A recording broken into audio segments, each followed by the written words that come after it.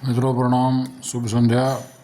आज 9 जनवरी 2025 दिन गुरुवार। सभी को प्रणाम। आज एक महान शख्सियत, किसानों के मसीहा दीनबंधु सर छोटू राम जी की पुण्यतिथि है। वह 9 जनवरी 1945 को अपनी अंतिम यात्रा पूरी करके प्रभु के चरणों में लीन हो गए थे। और वह रोहतक के गढ़ी सांपला में 24 नवंबर 1881 को पैदा हुए। वह अपने सबसे छोटे थे भाइयों में, इसीलिए उनको छोटा राम भी कहते थे। और उनका असली नाम राम वृक्षपाल था। और उनके पिता सुखीराम, माता सरला देवी थी। तो वह बचपन से ही होनहार थे। उन्होंने प्रारंभिक शिक्षा शुरू की तो बचपन में ही उनका, उस समय वहाँ कपास होती थी रोहतक एरिया में। तो उसने कहा मैं गुड़ खाऊंगा माता जी। तो उसकी माँ ने उसको थोड़ी कपास दी।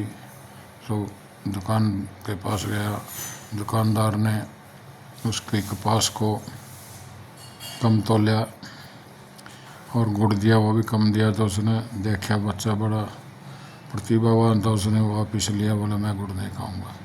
तो पढ़ाई में ठीक था, तो 10वीं कर ली उसने। मैट्रिक के बाद उसने कहा मैं और पढ़ना चाहता हूँ। उसके पिताजी उनको सेठ के पास ले गए, जहाँ सेठ ने उसको पूरा दिन, पहले पंखे बिजली के नहीं हुआ करते थे, ऊपर छत में एक दरी टांग के उसको ऐसे हिलाया जाता था। पूरा हिलाया। शाम को बोला क्या करेगा पढ़ के, 10 वाले तो नौकरी लग जाते हैं। तो उसके और टीस बढ़ गई। तो उसने पढ़ने का निर्णय किया।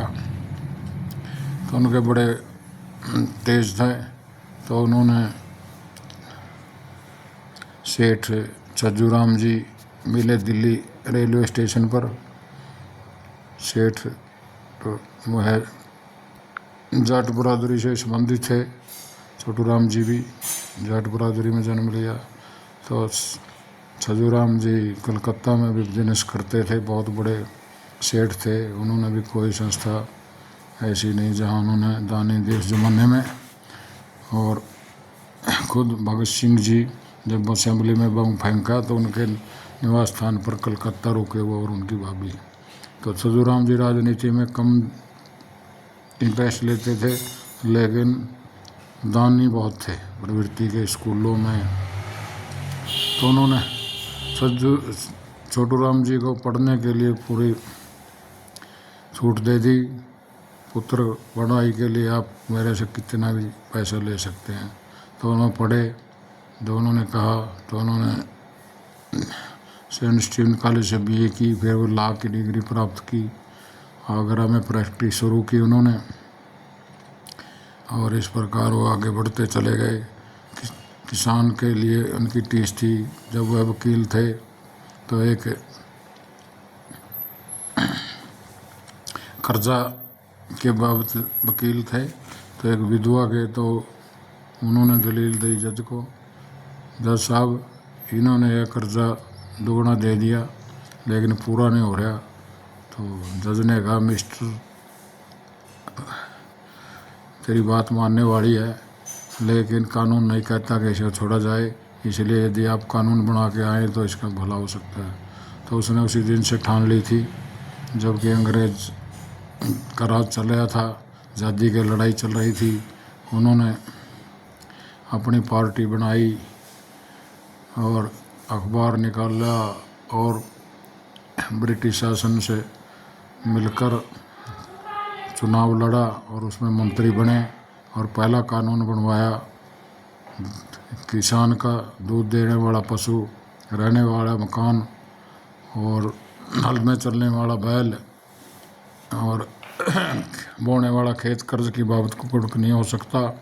तो इस प्रकार वे कानून बनाकर उन्होंने आज किसान उन्हीं की देन है। जो हरियाणा, पंजाब, पूरा पंजाब था जब उस समय उनका जन्म हुआ गढ़ी सांपला के रोहतक में। और पूरा पंजाब उनकी मानता था, महापंजाब होता था आगरा तक जब। तो इस प्रकार उन्होंने बहुत कानून बनवाए, एतवार की छुट्टी घोषणा कराई, मार्केटिंग बोर्ड बनवाया और बहुत से कार्य किए अपने। स्कूल बनवाए रोहतक में, शिक्षा संस्थान, और एक सैनिक बोर्ड के मेंबर होते उन्होंने 21,000 कुछ लोगों को फौज में भर्ती कराया। तो इस प्रकार वो बहुत काम करते थे। MSP का कानून उन्होंने बनवाया था, 6 रुपये रेट था गेहूँ का। तो उन्होंने कहा ब्रिटिश शासन से मैं इसके रेट बढ़ाओ, तो बोले ऐसा नहीं हो सकता। तो उन्होंने कहा मैं सारी अनाज को आग लगवा सकता हूँ। तो ब्रिटिश शासक ने पूछा ऐसा कर सकता है, बोले हाँ जी। तो उन्होंने फिर 6 रुपये से 10 रुपये एकदम सीधा रेट बढ़ाया। तो इस प्रकार उन्होंने किसानों के लिए, गरीबों के लिए, मजदूरों के लिए बहुत से कानून बनवाए। तो इसलिए आज उनकी पुण्यतिथि है, 9 जनवरी 2025 है। और वह 9 जनवरी 1945 को रात को किसी प्रकार बीमारी या किसी भी उनका निधन हो गया। और 8 जनवरी को उन्होंने भाखड़ा डैम पर आखिरी साइन करे, जो आज भाखड़ा डैम की बिजली पंजाब हरियाणा यूज करता है। ऐसे ही मान शख्सियत को सैल्यूट करते हैं, कोटि कोटि नमन प्रणाम करते हैं। आपका भाई युधिष्ठिर तंवर, सर छोटू राम विचार मंच प्रदेश उपाध्यक्ष। मेरी वीडियो अच्छी लगे तो लाइक शेयर कमेंट करना। और उन्होंने एक नारा दिया था, ए भोले किसान, 2 बातें मान ले, बोल ना ले, सीख और दुश्मन को पहचान ले। तो अभी तक ये नहीं हो पाया। तो देखो क्या होता है अभी